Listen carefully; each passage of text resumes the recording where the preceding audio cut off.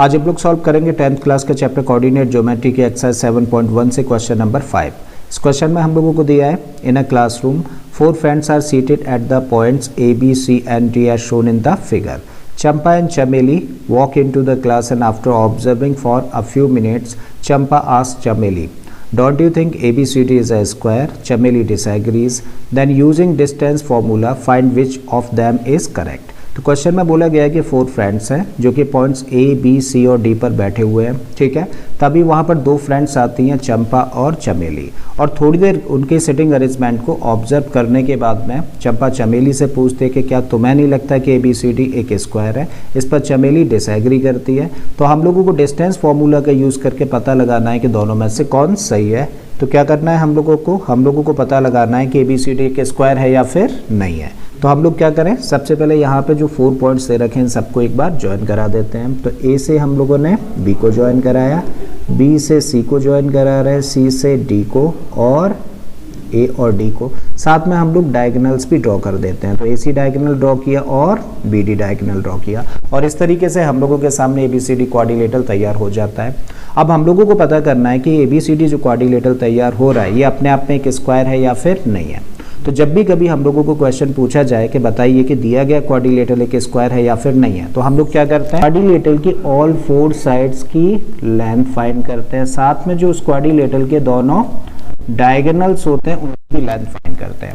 और फिर हम लोग देखते हैं कि अगर उस क्वाड्रिलेटरल की चारों साइड्स आपस में इक्वल हैं, साथ में उस क्वाड्रिलेटरल के जो दोनों डायगोनल्स हैं वो भी आपस में इक्वल है, तो हम लोग कह सकते हैं कि दिया गया क्वाड्रिलेटरल अपने आप में क्या होगा, अपने आप में एक स्क्वायर होगा, ठीक है। तो हमें क्या करना है, इस क्वाड्रिलेटरल की सारी साइड्स की लेंथ फाइंड करनी है और साथ में दोनों डायगोनल्स की लेंथ फाइंड करनी है। उसके लिए हम लोगों को डिस्टेंस फॉर्मूला यूज करना होगा। और डिस्टेंस फॉर्मूला क्या कहता है, डिस्टेंस फॉर्मूला कैसे यूज किया जाता है, अगर कोई भी 2 पॉइंट्स है x1 y1 और x2 y2, तो उन दोनों पॉइंट्स के बीच की डिस्टेंस को रिप्रेजेंट करते हैं x2 माइनस x1 का whole square plus y2 minus y1 के होल स्क्वायर से, और ये सब किस पे, स्क्वायर रूट में। तो ये होता है डिस्टेंस फॉर्मूला। अब हम लोगों को क्या करना है, डिस्टेंस फॉर्मूला का यूज़ करके सारी साइड्स फाइंड करनी है और डायगोनल्स की लेंथ फाइंड करनी है। तो सबसे पहले क्या करना होगा, इन दिए गए पॉइंट्स के कोऑर्डिनेट्स हम लोगों को फाइंड करने होंगे। तो भाई A के कोऑर्डिनेट्स क्या होंगे, तो A के लिए देखिए x एक्सिस पे कितना चल रहा है 3 यूनिट्स और y एक्सिस पे कितना चल रहा है 4 यूनिट्स। इसका मतलब इस पॉइंट A के कोऑर्डिनेट्स हो जाते हैं 3,4। बिल्कुल इसी तरीके से पॉइंट B के कोऑर्डिनेट्स क्या होंगे, x एक्सिस पे वॉक करेंगे 6 यूनिट्स और y एक्सिस पे 7 यूनिट्स, यानी कि इसके कोऑर्डिनेट्स हो जाते हैं तब 6,7। बिल्कुल इसी तरीके से पॉइंट C के कोऑर्डिनेट्स क्या होंगे 9,4 और पॉइंट D के कोऑर्डिनेट्स हो जाएंगे 6,1। सबसे पहले पॉइंट A और B के बीच की डिस्टेंस हम लोग कैलकुलेट कर रहे हैं, ठीक है। तो उसके लिए हम लोग क्या करें, एक पॉइंट के कोऑर्डिनेट्स को तो x1 y1 कंसीडर कर लेते हैं और दूसरे पॉइंट के कोऑर्डिनेट्स को x2 y2 कंसीडर करते हैं। तो अब हम लोगों के लिए x1 y1 ये हैं और x2 y2 ये हैं, डिस्टेंस फॉर्मूला ये है, वैल्यूज पुट कर देते हैं। तो क्या होना चाहिए, x2 माइनस x1 का होल स्क्वायर, और x2 कितना है 6, x1 कितना है 3, ठीक है। तो इसको लिख सकते हैं 6 माइनस 3 का whole square plus y2 minus y1 का होल स्क्वायर होता है। तो y2 कितना है 7 और y1 कितना है 4, तो यहाँ पे लिखे 7 माइनस 4 और इसका होल स्क्वायर। फर्दर इसको सिंप्लीफाई करें तो 6 में से 3 माइनस करेंगे तो क्या मिलेगा 3 और इसका स्क्वायर, और 7 में से 4 माइनस कर देंगे तो भी हम लोगों को 3 मिलेगा और इसका square. So this equal to 3 का स्क्वायर करेंगे तो 9, यहाँ भी 3 का स्क्वायर करेंगे तो 9, और 9 दोनों को प्लस कर दिया जाएगा तो √18 यूनिट्स डिस्टेंस निकल आती है किसके बीच में, A और B के बीच में, यानी कि AB साइड की लेंथ है ये।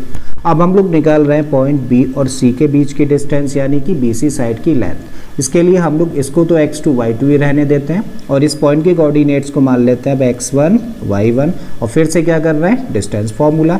तो y2 यानी x2 का मतलब 6 है और x1 का मतलब 9, तो इसको हम लोग लिख सकते हैं x2 माइनस x1 का मतलब 6 माइनस 9 और इसका whole square plus y2 minus y1 का होल स्क्वायर होना चाहिए। तो y2 कितना है 7 और y1 कितना है 4।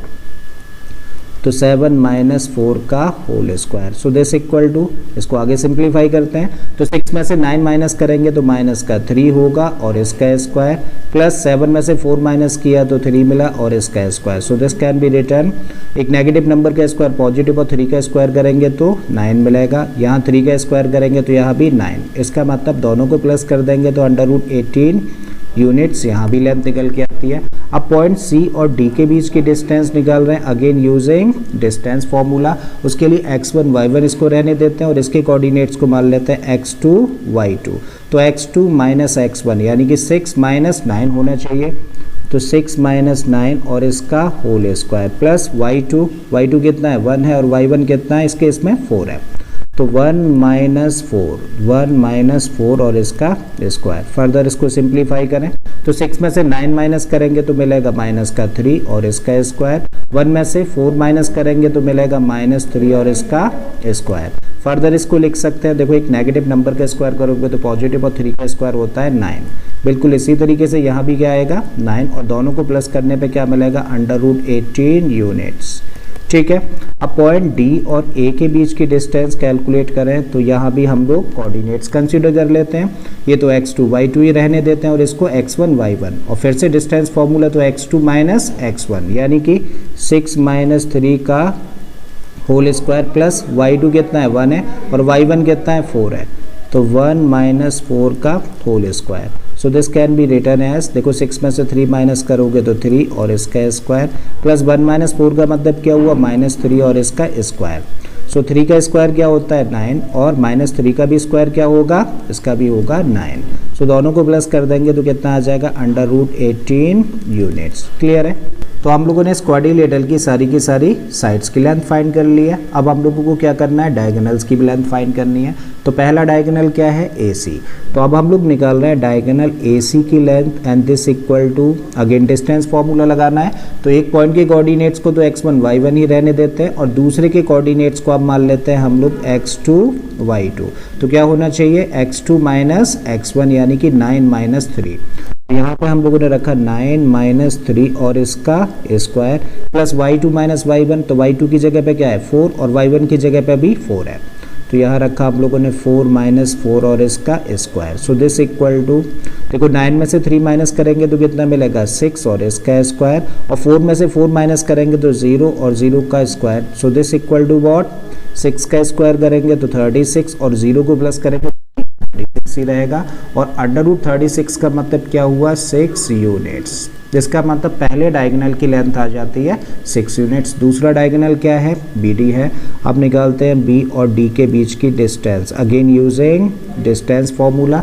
तो भाई इसके कोऑर्डिनेट्स को तो हम लोग x2 y2 रहने देते हैं और इस पॉइंट के कोऑर्डिनेट्स को अब हम लोग लेट कर लेते हैं क्या x1 y1 और क्या होना चाहिए x2 माइनस x1 यानी कि 6 माइनस 6 का होल स्क्वायर, तो 6 माइनस 6 का होल स्क्वायर प्लस y2 कितना है यहाँ पे 7 है और y1 इस केस में कितना है 1 है, तो 7 माइनस 1 का होल स्क्वायर।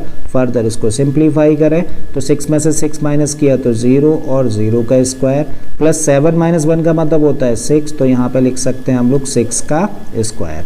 फर्दर इसको लिख सकते हैं 0 का स्क्वायर का मतलब 0 और 6 का स्क्वायर का मतलब 36 और 36 में 0 प्लस करेंगे तो क्या मिलेगा 36 ही रहेगा और रूट 36 का मतलब होता है 6 यूनिट्स। तो आप लोग क्या देख रहे हैं कि इस क्वाड्रिलेटरल ABCD में जितनी भी साइड्स हैं यानी कि 4 साइड्स हैं और चारों की चारों साइड्स की लेंथ क्या है under root 18 under root 18 under root 18 under root 18, मतलब इस क्वाड्रिलेटरल की चारों साइड्स आपस में इक्वल हैं। साथ में जब हम लोग डायगोनल्स देखें तो पहला डायगोनल AC है, दूसरा डायगोनल BD है और दोनों डायगोनल्स की भी लेंथ सेम है यानी कि दोनों डायगोनल्स आपस में इक्वल हैं और सारी साइड्स आपस में इक्वल है। इसका मतलब दिया गया क्वाड्रिलेटरल क्या होगा अपने आप में किस स्क्वायर होगा, पॉइंट मेंशन कर देते हैं। Since in the quadrilateral AB is equal to BC equal to CD equal to DA, यानी कि all 4 sides are equal and diagonals also